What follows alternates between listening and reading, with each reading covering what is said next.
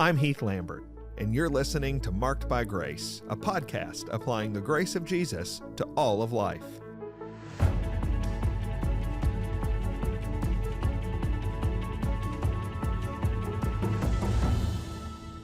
This week is the week of the Southern Baptist Convention.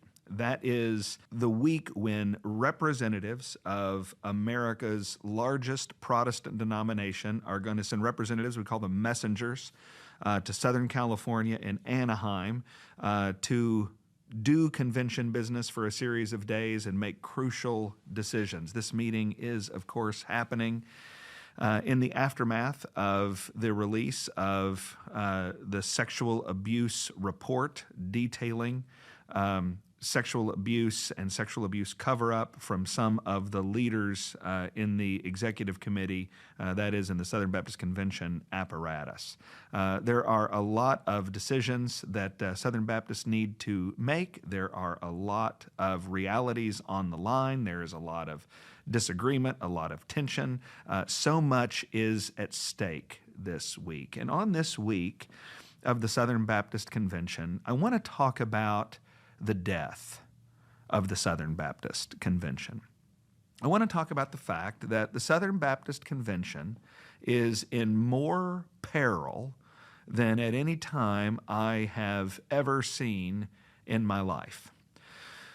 When I talk about the death of the Southern Baptist Convention, I'm not making a prediction about what's going to happen, certainly this week or even in the near future. I'm not predicting that the Southern Baptist Convention is absolutely going to die. What I'm talking about when I talk about the death of the Southern Baptist Convention is the realistic assessment, in my view, that the Southern Baptist Convention might not make it.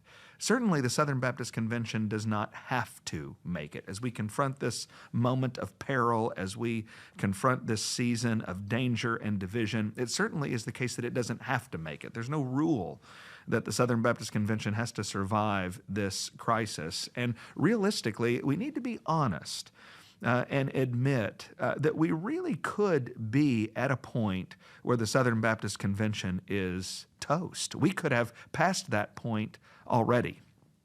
I want you, in case that sounds overly negative or doom and gloom, I want you to consider all the threats that are confronting the Southern Baptist Convention.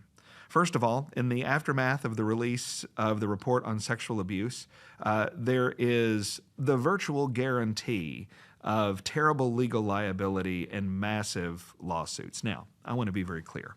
I have been clear in print, in blogs, in sermons, in town halls with my church. I believe that the release of the report on sexual abuse is a moral good.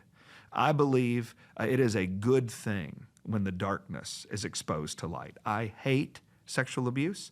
I hate sex abuse cover-ups, and that means I love the exposure of the darkness to light. I am not complaining about the exposure of abusers and those who would cover their tracks. I want to complain about abuse. I want to complain about cover-ups. The exposure of those things is a good thing.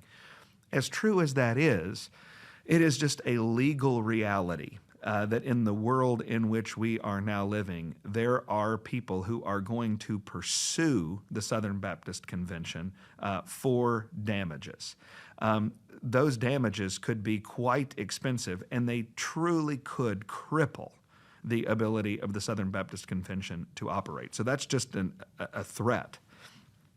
More than that, more than other things I could mention, the greatest threat, in my view, that the convention is facing right now, this week, in this moment in our history, is that the Southern Baptist Convention is not together. We are not united. It's called the Southern Baptist Convention. A convention must convene.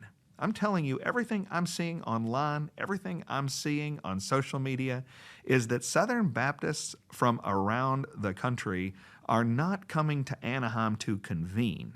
Southern Baptists appear to me to be coming to Anaheim for a conflict. They want a fight. And here is the honest truth as it appears to me. there really are at least two conventions. And what we call the Southern Baptist Convention, and this one Southern Baptist Convention meeting, we can say it's the Southern Baptist Convention, but I think we've got conventions. I think we've got at least two conventions, maybe more. And none of the groups who are going to be in that room, it seems to me, trust each other. It doesn't matter who wins the presidency this year. Whoever wins the presidency, that person is going to have loud, powerful, and persistent enemies for as long as they serve as president. It is not going to be an easy road. It's going to be very hard. With the Sexual Abuse Task Force and their recommendations, there is no consensus about how to respond to these sexual abuse allegations. I think most Southern Baptists don't want sexual abuse. I think they don't want cover-ups. The recommendations of the task force have not created a consensus on the part of Southern Baptists that what they are proposing is the right way to solve the problem. I want to be clear. This is not a disagreement between wicked people who like abuse and wonderful people who don't. It's a wisdom issue where good people are disagreeing about the best way to respond. And I'm telling you, one of the most discouraging things I've seen in my life are the comments on social media. You can't find hardly any charity, grace, reasonableness, or any desire to persuade. It is a total dumpster fire. There is shaming, there is splaining, there is silencing, there is marginalizing, there is caricaturing. Everybody is fighting and clawing to have it their way. Everybody is trying to torpedo the people that they view as their enemies. And here's the point. A convention does not have to stay together. A convention is based on a desire to convene. And if you have hundreds and thousands of churches who decide that they don't want to participate in this gathering, they don't have to.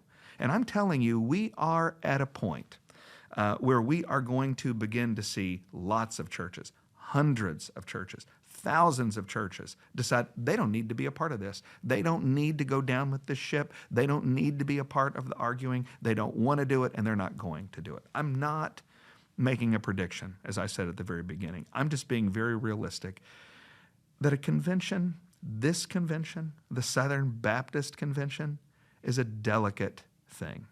We are in as perilous a moment in our history as I'm aware of, and certainly as I've ever seen. And we might not survive. And if we make it, it's going to take the hand of God. I was reading this morning in Psalm chapter 50, verse 15. It says, "Call upon me in the day of trouble. I will deliver you, and you shall glorify me."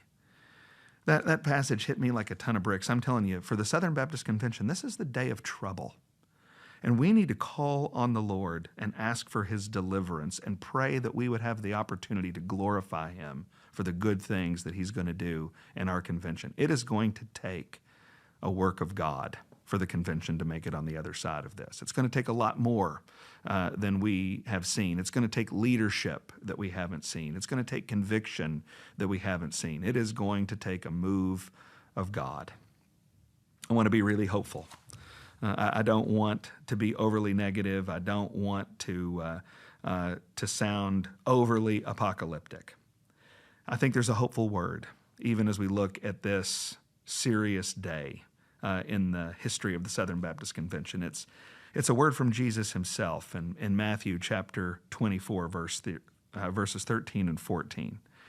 And Jesus says, talking about the last days, he says, "The one who endures to the end will be saved, and this gospel of the kingdom will be proclaimed throughout the whole world as a testimony to all the nations, and then the end will come." Jesus promises that his gospel is going to be preached in the world. Jesus promises that people are going to be saved and are going to endure unto salvation.